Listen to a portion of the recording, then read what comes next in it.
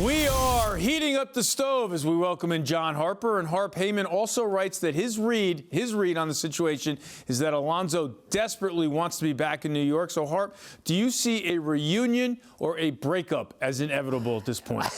Man, it's hard to say, but it still seems possible. Look, if they're talking again after what Cohen said on Saturday, to me, it means that, that it had to start with Boras and Alonso going back to the Mets and saying, maybe we can take some of this language out that really offended Cohen, as he talked about on Saturday.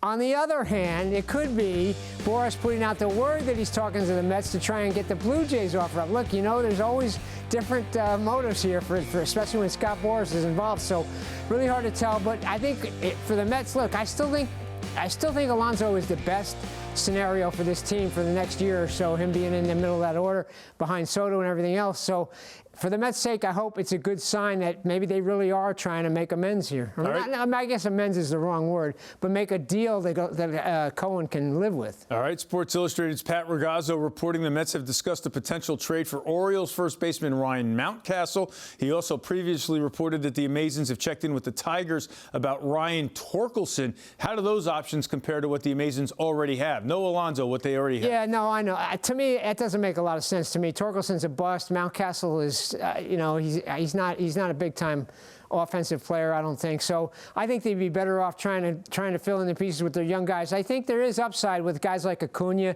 and Mauricio when he gets back from that knee injury. I'm not sure about Beatty. He's failed twice now when he's had the opportunity. But Acuna, we saw a lot of good things when he come up. He could play third base if he moved Vientos over to first, and eventually maybe hold that place for Mauricio. I think the Mets would be better off trying to solve it internally. Torkelson's a bust. All right, the Athletics' Ken Rosenthal reported Tuesday, in addition to fielding calls on Dylan Cease, the Padres are discussing trade talks for Michael King. Should either one of those pitchers tempt David Stearns to part with prospects? Absolutely. I mean, I'd be all over Michael King. We saw him at the end of Yankees' turn. He became a starter, really good. Had a great year for the Padres last year. Really came on late in the year. I mean, he's got that Maddox-like movement on his stuff. He's a big-time starter, and he seems to be really growing into the role now. But what's it going to cost? That's the thing. He'd be a one-year rental. And why are the Padres trading him? They're going to try and contend. So, it may just be that they're trying to see if somebody will give them more than they would even consider. And so, if I'm the Mets, I'm going to try and do it with prospects. But if they're the Padres, you're probably going to you're trying to win. So what are you taking back? I'm not sure if it's going to work. But if I'm the Mets, I'm trying to get him and then sign him to a long-term deal.